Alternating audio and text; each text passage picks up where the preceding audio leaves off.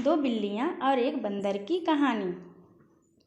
दो बिल्लियों की आपस में अच्छी दोस्ती थी। वे सारा दिन एक दूसरे के साथ खेलती, ढेर सारी बातें करती और साथ ही भोजन की तलाश करती थी। एक दिन दोनों भोजन की तलाश में निकली। बहुत देर इधर उधर भटकने के बाद उनकी नज़र रास्ते पर पड़ी एक रोटी पर पड़ी। एक बिल्ली ने झट से रोटी उठा ली और मुंह में डालने लगी। तब दूसरी बिल्ली उसे टोक कर बोली, अरे तुम अकेले कैसे इस रोटी को खा रही हो? हम दोनों ने साथ में इस रोटी को देखा था, इसलिए हमें इसे बांट कर खाना चाहिए। पहली बिल्ली ने रोटी तोड़कर दूसरी बिल्ली को दिया, लेकिन वह टुकड़ा छोटा था। यह देख उसे बुरा लगा और वह बोली, अरे यह टुकड़ा तो छोटा है, तुम्हें रोटी के बराबर टुकड़े करने चाहिए थे। तुम मेरे साथ बेईमानी कर रही हो। इस बात पर दोनों में बहस होने लगी। बहस इतनी बड़ी कि दोनों लड़ने लगीं। उसी समय वहाँ से एक बंदर गुजरा। उन्हें लड़ते हुए देख उसने कारण पूछा। बिल्लियों ने उसे सब कुछ बता दिया।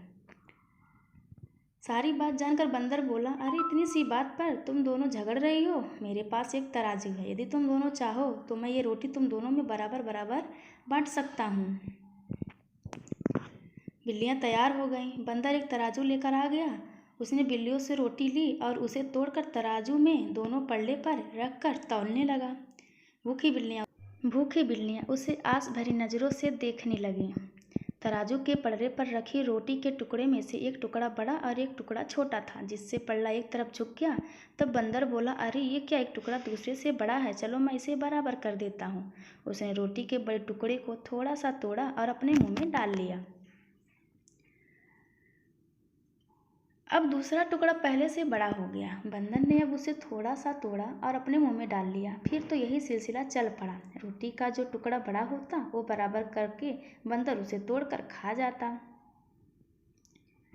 ऐसा करते करते रोटी के बहुत छोटे छोटे टुकड़े रह गए। अब बिल्लियाँ घबरा गईं। उन्हें लगने लगा कि ऐसे में तो उनके हिस्से कुछ भी नहीं आएगा। वे बोली, बंदर भाई तुम भी क्या परेशान होते हो, लाओ अब हम इसे खुद ही आपस में बांट लेंगे। बंदर बोला, ठीक है, लेकिन अब तक जो मैंने मेहनत की है उसका मेहताना तो लगेगा ना, इसलिए रोटी के ये टुकड़े मेरे। और उसने रोटी के शेष टुकड़े अपने मुंह में डाल लिए और चलता बना। बिल्लियाँ उसे देखती रह गईं। उन्हें अपनी गलती का एहसास हो चुका था। वो समझ गईं कि उनकी आपसी फूट का लाभ उठाकर बंदर उन्हें मूर्ख बना गया। उसी समय उन्होंने निर्णय लिया कि अब कभी झगड़ा नहीं करेंगी और प्रेम से रहेंगी। सीख यह है कि मिलजुल कर रहें, अन्यथा आपसी फूट का फ़ायदा कोई तीसरा उठा लेगा। धन्यवाद।